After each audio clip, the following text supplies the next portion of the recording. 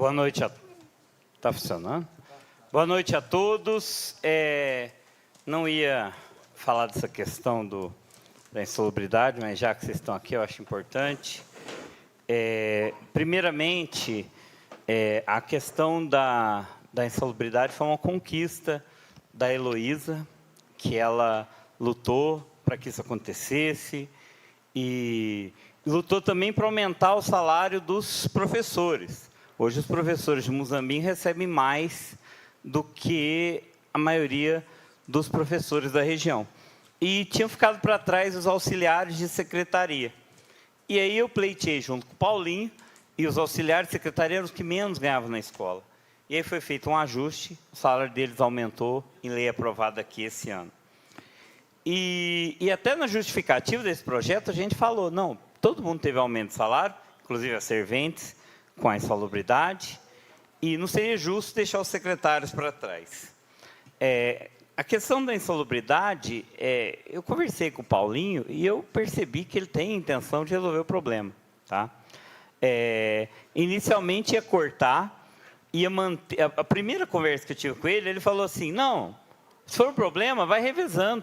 Ele já mudou isso, tá? Já mudou. Vai revezando, cada mês uma trabalha nos banheiros, não tem problema, as escolas podem se organizar, mas parece que vai caminhar para uma solução.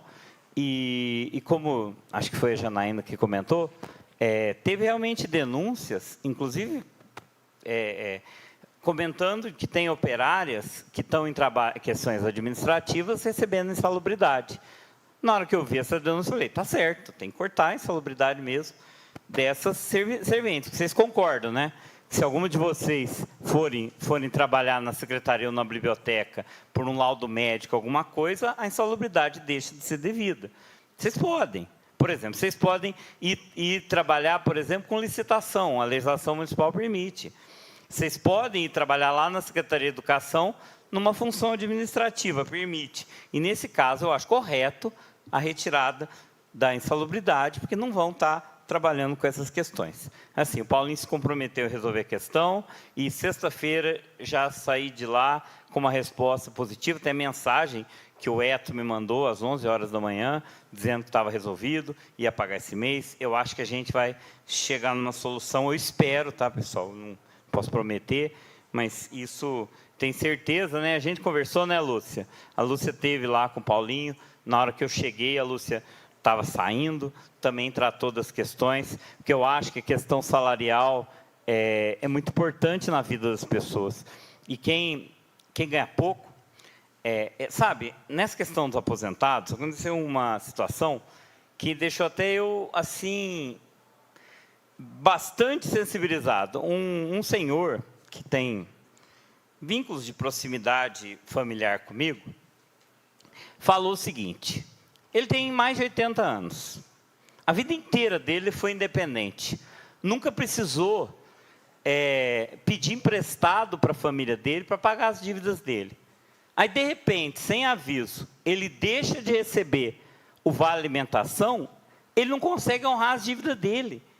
E para a maioria das pessoas simples e que ganham pouco, a questão de pagar em dia é uma questão de honra, uma questão de dignidade. Vocês conhecem muita gente que, se deixar de pagar alguém, não dorme. Entendeu? Então, a pessoa é pega de surpresa sem esse valor. Então, pode ter certeza que eu sou muito sensível a essas questões, principalmente com quem ganha pouco. Tá? Quem ganha pouco, eu digo pouco, até uns 5 mil reais. Eu acho que quando tem perda salarial, quem ganha pouco, é muito sofrido. Tá? Eu entendo a situação. E eu acho que a gente tem que trabalhar principalmente para quem ganha nessa faixa de até 5 mil reais. Eu sei que meu colega J. Maria, no mandato passado, retrasado, né? No Canarim, lembra? Ele lutou para que tivesse uma diferenciação dos 14%, não foi, Canarim? O que o J. Maria defendeu e lutou? Que para quem ganhar mais, a alíquota maior, como um médico. O médico ganha, sei lá, 20 mil reais da prefeitura, pagasse um percentual maior. E o pessoal ganha menos, pagasse um percentual menor. Verdade essa luta, né? A alíquota progressiva. Foi uma luta do vereador J. Maria. Porque eu acho que 14% tem que descontar, tá, pessoal? Não tem jeito, que a Previdência não fabrica dinheiro, precisa descontar. Mas que descontasse mais de quem ganha mais. Ganha mais, desconta mais. Ganha menos, desconta menos. Eu acho que isso é uma questão de justiça, né? E eu, infelizmente, o prefeito era quem? Era o Esquilo? Era o Esquilo, o prefeito. E foi aprovado 14% para todo mundo. Vocês concordam comigo que para um médico que ganha... Tem médico que tem 2 cargos na prefeitura, está ganhando aí mais de 30 mil reais. Para ele, 14% é um valor maior do que para vocês, mas a diferença do que sobra do líquido é muito grande. Outra questão que foi levantada, e essa questão já fala há muito tempo, é que não assim. Eu até acho que é possível que o pessoal da educação siga o mesmo regime dos outros que não estão na educação. Não tem problema. O que não pode eles ficaram com a pior parte de cada situação. Entendeu? Isso que eu já também questionei, porque se está lá trabalhando no sábado letivo, numa festa junina, entendeu? Então, tem que ter o mesmo calendário dos professores. Então, tem que fazer uma escolha. Ou é de um jeito, ou é do outro. Tá? Eu acho que essa é uma questão que eu já levantei lá várias vezes com a Bruna. Eu acredito que a recepção é positiva. Acho que tem alguns mal entendidos, algumas coisas, porque eu penso assim, até dá. Para cumprir outra coisa que eu também cobro, e eu já conversei isso até com o pessoal lá jurídico, é de fazer uma lei de criar a unidade de lotação do servidor. Então, o servidor é colocado, por exemplo, ele torna um servidor, o efetivo, tá? Ele torna um servidor da educação, ele fica na educação até quando ele quiser sair de lá. O servidor da saúde, ele vira da saúde até ele faz sair de lá. Porque, por exemplo, eu sou um servidor efetivo da escola Salatiel de Almeida. Não pode, de repente, o governo me mandar para o Cesário Coimbra. Eu posso ir para o Cesário? Eu posso, se eu quiser. Mas o meu cargo é ali, a minha lotação é ali. Não tem como na escolha, eu sou o mais antigo de matemática, mas não tem na minha escolha eu chegar na minha vez e, tendo vaga no Cesário, falar, eu quero as aulas do Cesário. Não, eu escolho só as aulas do Salatiel, é minha unidade de lotação. Assim como acho que o baiano também é servidor estadual, ele é lotado aqui em Muzambinho. Não tem como o tribunal pegar e jogar ele para trabalhar lá em Cabo Verde, porque ele é efetivo aqui em Muzambinho. Então, acho que eu já conversei, e isso é visto com muita simpatia pelo setor jurídico, mas é complicado de fazer isso. Tem várias questões, por exemplo, a questão do diferencial, o cargo vaga, o cargo em substituição, que existe no Estado. Tem muitos bons exemplos que o Estado dá para a gente. Pode. Então, igual eu falei, se eu quiser trabalhar no Cesário, eu posso. Só que tem que ser o período certo, eu tenho que pedir a remoção e eu vou para lá e perco o vínculo ali. Se eu quiser voltar, tem que escrever em outro processo de alteração, porque tem unidade de lotação. E uma coisa que eu já não concordava desde a outra vez que eu era vereador, o servente está lá, tem um vínculo com a escola Sagrado, aí no outro ano ele é jogado lá para Barra Bonita. Aí no outro ano ele é jogado lá para Bom Retiro. O outro ano ele é jogado lá para a creche Isoleta Neves.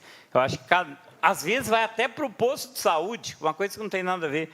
Então, criando uma unidade de lotação para cada um, isso assegura que a pessoa mantenha o vínculo, que ela tenha mais conexão com a escola. É uma coisa que eu já venho levantando com o pessoal lá jurídico para ver se se cria uma lei para garantir isso. Tá? Mas é um processo longo, isso não é simples, eles têm boa vontade.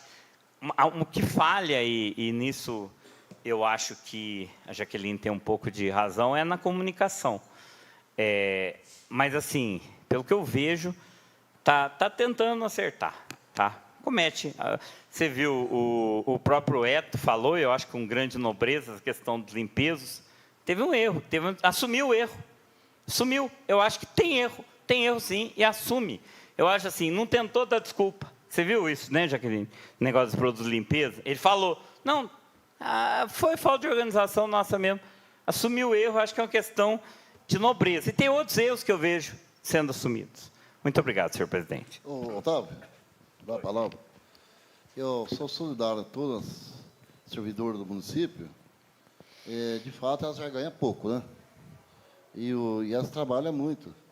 Que eu vou em toda a escola, todas as creches, eu vejo cada um sua função e trabalhando. E com amor, né? Isso que é importante. Então, vai ter uma solução, com certeza.